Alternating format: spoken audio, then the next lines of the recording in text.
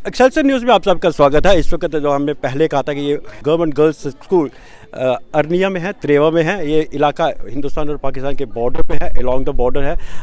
जिस तरह से हमने पहले अपने फेसबुक लाइव में बताया था कि ये इलाका काफ़ी शिकार है चुका है because of the cross border firing. काफ़ी यहाँ पे लोगों की डिस्प्लेसमेंट हुई थी। तो यहाँ पे कुछ यूथ है हमारे साथ, जवान लड़कियाँ हैं, उनसे हम बातचीत करेंगे कि जो इस पोलिंग स्टेशन पे आए हैं तो वोटिंग कितनी इम्पोर्टेंट है और उनके इश्यूज़ क्या है। जी मैम, आपका नाम बताइए। मेरा नाम ज्योति शर्मा। ज्योति जी, आप धूप में हैं, गर्मी है, मौसम थोड़ा बिगड़ा हुआ है, इसके बावजूद आप लाइन में लगे हैं, तो आप क्या इशू लेके वोटिंग करने आई हैं? मेरा इशू यही है कि एरिया डेवलपमेंट होना चाहिए एंड ट्रांसपोर्टेशन प्रॉपर सारी फैसिलिटीज़ अवेलेबल होनी चाहिए। एंड द मोस्ट इम्पॉर्टेंट अगर मेरे लिए है वो है कि जो भी लाइक एम्प्लॉयमेंट जो होनी चाहिए वो प्रॉपर रहनी चाहिए। जैसे कि बहुत सारे कॉम्पिटिटिव एग्ज़ाम्स में इतना सारा जो भी कट ऑफ्स वगैरह जाते हैं या प्रॉपर इक्वल सबको वो सारी फैसिलिटीज़ मिलनी चाहिए, वो सारे इक्वल चांस मिलना चाहिए कि सबको प्रॉपर मिले कि अगर एजुकेशन भी सब कुछ ठीक है तो एम्प्लॉयमेंट वगैरह सबको इक्वल चांस मिलना चाहिए। मेरा ये मोस्ट इम्पॉर्टेंट है।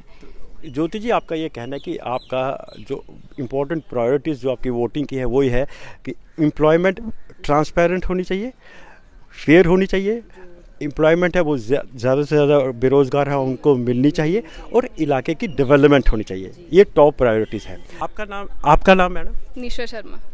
निशा जी, ये बताइए कि वोटिंग के दौरान आपकी क्या प्रायोरिटीज़ रहेंगी?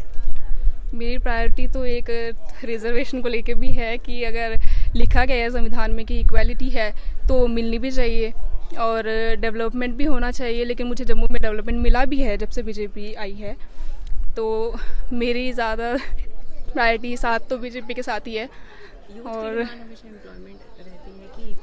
एम्प्लॉयमेंट बट जब से आई है तब से ये भी पता चला है मोदी जी से कि हम अगर करना चाहें तो हम खुद का भी कुछ कर सकते हैं, ज़रूरी नहीं है हम जॉब के पीछे भागे।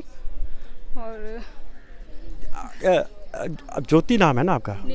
निशा जी, आपका ये कहना है कि जो प्रेजेंट गवर्नमेंट जो है इसने यूथ के लिए काम ज़रूर किया है पर ज़्यादा करने की ज़रूरत है। हाँ, है भी है और मुझे उम्मीद है कि करेंगे। जो आपने रिजर्वेशन का इशू उठाया कि जो आपका कहना है कि जो अभी जो पहाड़ी को 10% एक्स्ट्रा दिया गया है, इसके जनरल कैटेगरी के लोगों को नुकसान होगा, क्या ये इशू है आपके दिमाग में? नहीं, ऐसा नहीं है। मतलब जैसे हम पढ़ते थे तो हमने देखा कि काफ़ी बच्चों को स्कॉलरशिप मिलती थी, बट हमारी फर्स्ट डिवीज़न आने के बावजूद भी हमें कभी मिली नहीं। तो यही है कि हमें भी वैसा होना चाहिए जैसे सबको मिलता है। मतलब जो पीएम स्कॉलर नहीं, वो हम भी जनरल कास्ट के हैं तो आपका कहना ये है हम भी शर्मा ही हैं, जनरल कास्ट के हैं। तो आपका ये कहना है कि जो पीएम स्कॉलरशिप थी आप उसकी बात कर रही हैं, किसकी बात कर रहे हैं? नहीं, स्टडी की स्कॉलरशिप मिलती है जो। अच्छा, हाँ, उसकी बात कर रही हूँ मैं। ठीक है। आप ये कह रहे हैं कुछ गवर्नमेंट की स्कीम्स हैं वो जनरल कैटेगरी के जो लोग हैं उनको भी उनके लिए भी होनी चाहिए। मतलब ये जो स्कॉलरशिप है किसी एक खास तबके के लिए नहीं होनी चाहिए। हाँ जी, हाँ जी, ये आप कहते हैं। जी। तो ये रही आपकी पढ़ाई की बात, रोज़गार की बात। बाकी जो अगर सरकार जो आप चुनना चाहती हैं तो उस सरकार से आपकी क्या एक्सपेक्टेशंस हैं, क्या तवक्कुआत है आप? देखो, जो एक्सपेक्टेशन है नहीं, इलेक्ट्रिसिटी भी अब प्रॉपर मिल रही है मेरी, तो मुझे लगता है कि जो मैं चाहती थी वो सब हो रहा है। और आगे जो है भी, मेरी तो कोई डिमांड नहीं है वैसे, और अगर है भी कोई तो मैं खुद भी फुलफिल कर सकती हूँ। ये जो आपका तो ऐसा लगता है कि जैसे आप जो प्रेजेंट गवर्नमेंट है उससे काफ़ी संतुष्ट मतदाता ये मुझे नज़र आ रही हैं। तो ये ऐसा इनका तो मुझे बात से ये लगता है कि प्राइम मिनिस्टर जो 5 ट्रिलियन इकोनॉमी की बात करते हैं तो आपके साथ 5 ट्रिलियन इकोनॉमी ऑलरेडी हो चुकी है, क्योंकि आपकी तो सारी एक्सपेक्टेशंस पूरी हो रही है। एक्सपेक्टेशंस भी, और अगर हम देश की बात भी देखें तो भी इकोनॉमी 24 नंबर पे थी जब कांग्रेस की सरकार थी, और अब सडनली वो 5th पे आ गई है। तो हुई तो है डेवलपमेंट, इसलिए आई है। ठीक है, मैं इस वक्त आपसे इसके ऊपर बहस नहीं करना चाहता। डेटा ये मैं आपको सिर्फ आप जैसे मतदाताओं को ये बताना चाहता हूँ, कोई भी कंट्री की ग्रोथ सडन नहीं होती, ये एक कंटिन्यूस प्रोसेस होता है। जो पिछले 47 से जो पॉलिसीज़ आगे चलती आ रही हैं उसकी कंटिन्यूएशन से जो होता है वही होता है। मैं सिर्फ एक आपको कहना चाहता हूँ, आप अगर 12th में आपने फर्स्ट डिवीज़न ली है तो आपने ज़रूर 10th या 11th में अच्छे मार्क्स लिए होंगे तो तभी 12th में आप फर्स्ट डिवीज़न लेंगे। बात तो होती है, बट जब पहली सरकार थी तब भी हम देख सकते थे, बेशक सडनली नहीं, धीरे धीरे ही आती, पर आनी चाहिए थी। लेकिन जब बीजेपी आई तो हमने देखा कि वो आ गई, धीरे धीरे ही सही, मैंने गलत वर्ड का यूज़ कर लिया होगा, बट आई है 5th नंबर पे। आप कुछ बात करेंगे जी? आपका नाम बताएं। शिवानी शर्मा। शिवानी जी, आप बताएं कि आप जब वोटिंग करने आई हैं तो क्या इश्यूज आपके जहन में रहे हैं? मेरा इशू यही है कि जॉब, हमें जॉब्स ही चाहिए। और मैं 10 से 15 बार एग्ज़ाम दे चुकी हूँ, पर जहाँ पर मैं देखती हूँ कि ओबीसी का या फिर शेड्यूल कास्ट का जो कट ऑफ है वो 23 भी जाता है, कभी कभी 33 भी जाता है, बट हमारा है जो वो 80 से अबव जाता है या 90 से अबव जाता है। तो अगर मतलब ये इक्वालिटी हो जाए, तो अगर सबका मिला के 50 भी जाए या 60 भी जाए तो सबको जॉब मिलेगी, बराबर मिलेगी। बट मुझे ऐसा नहीं लगता है कि सबको मिलती है। आपका नाम भूल गया, आपका नाम क्या? शिवानी जी, आप जो कह रहे हैं आपको रिजर्वेशन के कारण जो जनरल कैटेगरीज के जो बच्चे हैं जो सफ़र करते हैं वो आपको एक परेशानी का आलम है, क्योंकि आपको लगता है कि जो कैटेगरी के बच्चे मार्क्स कम आने के बावजूद उनको सरकारी नौकरी मिल जाती है, जनरल कैटेगरी को नहीं मिलती। पर इसका ये है कि जो हमारे संविधान में जो है रिजर्वेशन तो देनी है, इसका तो कोई दो राय नहीं हो सकती। पर आपकी बातों से मुझे ये लगता है कि जो जॉब्स की अगर जो इनटेक बढ़ा दिया गया, जॉब्स ज़्यादा होंगे तो जनरल कैटेगरी के लोग भी उनको ज़्यादा अपॉर्चुनिटीज़ मिल सकती है। ये आपका कहना है? नहीं, मेरा ये कहना नहीं कि जॉब्स ज़्यादा होनी चाहिए, मेरा ये कहना है कि इक्वालिटी होनी चाहिए, सबको बराबर। अब जनरल कैटेगरी में भी कुछ ऐसे लोग हैं जो नहीं पढ़ पाते हैं या किसी रीजंस के कारण, जिनके फैमिली इश्यूज़ के कारण नहीं पढ़ पाते हैं, पर एग्ज़ाम तो एंट्रेंस तो वो सारे ही देते हैं। और ऊपर से ये फॉर्म्स का जो प्राइस होता है फॉर्म्स लगाने का, वो जनरल कैटेगरी वालों का ही बहुत ज़्यादा 1000 तक जाता है, पर वो शेड्यूल वालों को वो सिर्फ 100 में या 150 में वो फॉर्म फिल कर लेते हैं।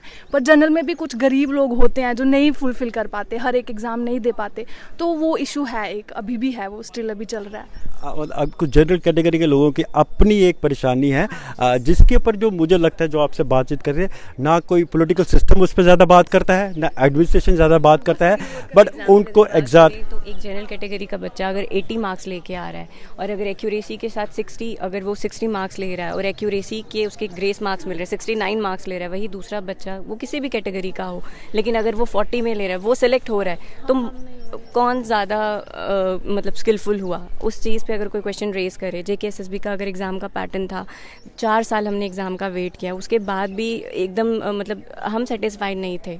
लेकिन अगर किसी से कंप्लेन भी करें तो क्या कंप्लेन करें, क्योंकि वहाँ कोई सुनने वाला है ही नहीं है, ना कोई प्रॉपर सिस्टम है। आज की इस टेक्नोलॉजी के टाइम पे अगर आप मतलब कि कहें कि रिटन टेस्ट हो रहा है, उसमें क्या ट्रांसपेरेंसी है? मुझे तो बिल्कुल भी बिलीव नहीं है कि कोई ट्रांसपेरेंसी है या नहीं है। तो ऑब्वियस है, तो बच्चे तो शिफ्ट करेंगे ही ना प्राइवेट पे, वो तो उसी साइड फोकस करेंगे। अब तो फिर भी सब करियर ओरिएंटेड हैं, बट इतना पढ़ाई का वो सबका कोई है नहीं, मुझे नहीं लगता। शायद उन चीज़ों को सुनना चाहिए, उन लोगों को देखना चाहिए बेस लेवल पे क्या हमारी प्रॉब्लम्स हैं। अब सब आपसे मैं एक लास्ट में एक सवाल पूछूंगा।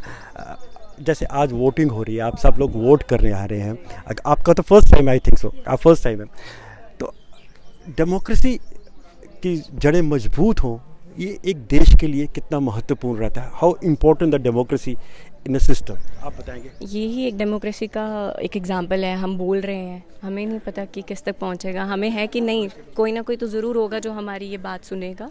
तो ये डेमोक्रेसी का एक लाइव एग्जांपल चल रहा है, तो बहुत इंपॉर्टेंट है, बहुत ज़्यादा इंपॉर्टेंट है।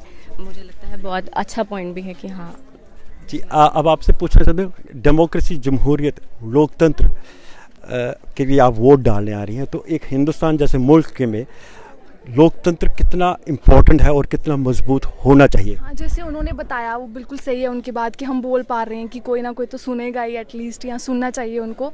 तो बस वही है, और कुछ नहीं, बस मैं इतना ही। तो ये तो कुछ जवान females, ladies, first time voters भी थे, जिनके एक अपने इश्यूज थे। ये अब ये कोइंसिडेंट है या इंसिडेंटली है, कोई डेलिब्रेट अटैम्प्ट तो थी नहीं। हमारे के सारे जनरल कैटेगरी के हैं और ब्राह्मण जात से हैं, तो ये कोई कोइंसिडेंट ही है, कोई डेलिब्रेट अटैम्प्ट नहीं थी। पर इनके एक अपने इश्यूज़ हैं। इनके इश्यूज़ ये हैं कि रिजर्वेशन के कारण जनरल कैटेगरी के बच्चों को भी कुछ नुकसान होता है। अब वो रिजर्वेशन तो संविधान से हटा नहीं सकते, पर इनके इश्यूज़ को ज़रूर एड्रेस करना चाहिए। और तीसरी बात इन्होंने ये कही कि लोकतंत्र का इम्पॉर्टेंट फैक्टर ये रहता है कि लोग अपनी बात खुल के बोल सके, जिसके लेकर काफ़ी कुछ क्या सराहियाँ हो रही है कि बोल पा रहे हैं नहीं बोल पा रहे हैं, पर इनका ये कहना है कि हम अपनी बात खोल के बोल रहे हैं।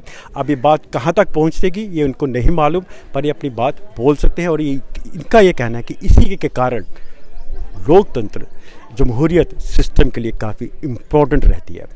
तो ये थे, हमने कुछ लोगों से बातचीत की जो along the Indo Pakistan border Arnia sector में त्रेवा इलाके से। तो हम फिर आपके सामने उपस्थित होंगे कुछ और लोगों से बातचीत करने के लिए। तब तक आप इस प्रोग्राम को देखते रहिए, एक्सेलसियर न्यूज़ को।